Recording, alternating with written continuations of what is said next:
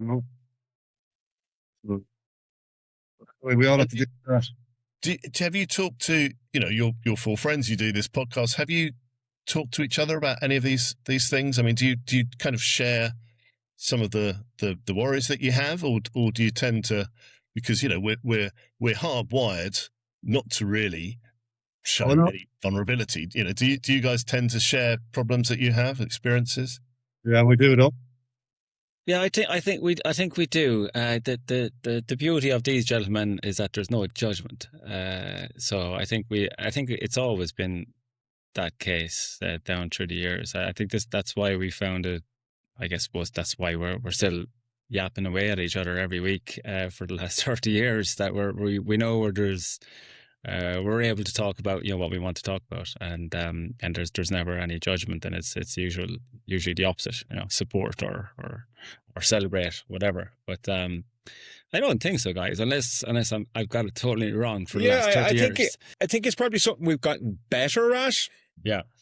And the one thing I would say, and I don't think we're unique in terms of this, I think this is something that you could, I suppose, you could say about lots of groups of men. Oftentimes what happens, I think, is we go to the pub, we have 2 or 3 or 4 pints, and then we start to talk about whatever it is that we'd like to talk about. But at that stage, you're potentially slightly inebriated. Maybe your friends are too. So I suppose there's a detriment to the quality of that type of conversation. So sometimes I think for men in particular, we sometimes need that little bit of Dutch courage, which is invariably 2 or 3 pints.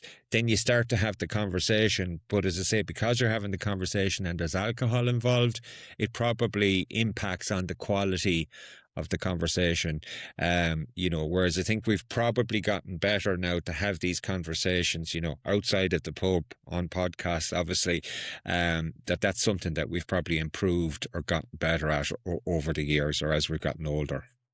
Definitely. And do you think generally men, do you think they are talking to each other? Do you think there's a lot of men out there who may even listen to podcasts like mine and like yours and relate to them, but they're still, fearful of talking about what's going on because maybe they're fearful of judgment or appearing weak or don't want to expose themselves vulnerably?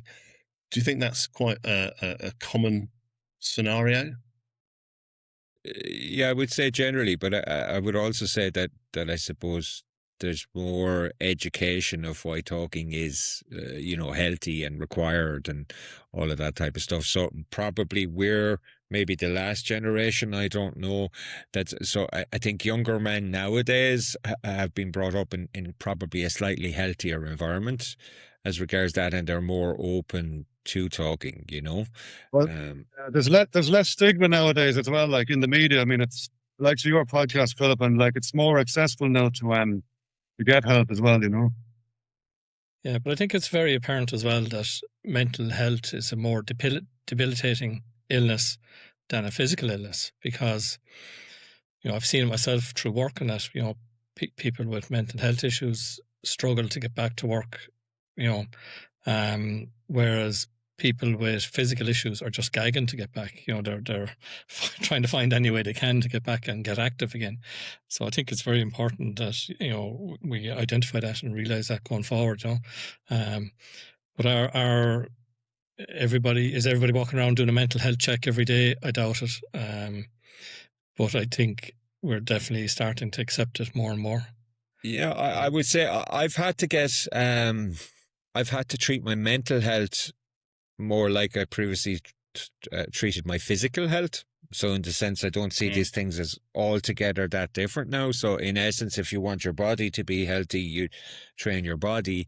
If you want your mind to be healthy, you train. Now that would be a relatively recent thing. So in other words, I would have went to the gym, for instance, in my 20s or in my 30s and stuff like that. But certainly in terms of my kind of mental health and mental training, meditation, etc., that's probably something I've only really practiced more recently. But again, I do need to keep an eye on my mental health. I do need to I suppose, look after it in the same way that I do my body, the gym or exercise, etc., etc.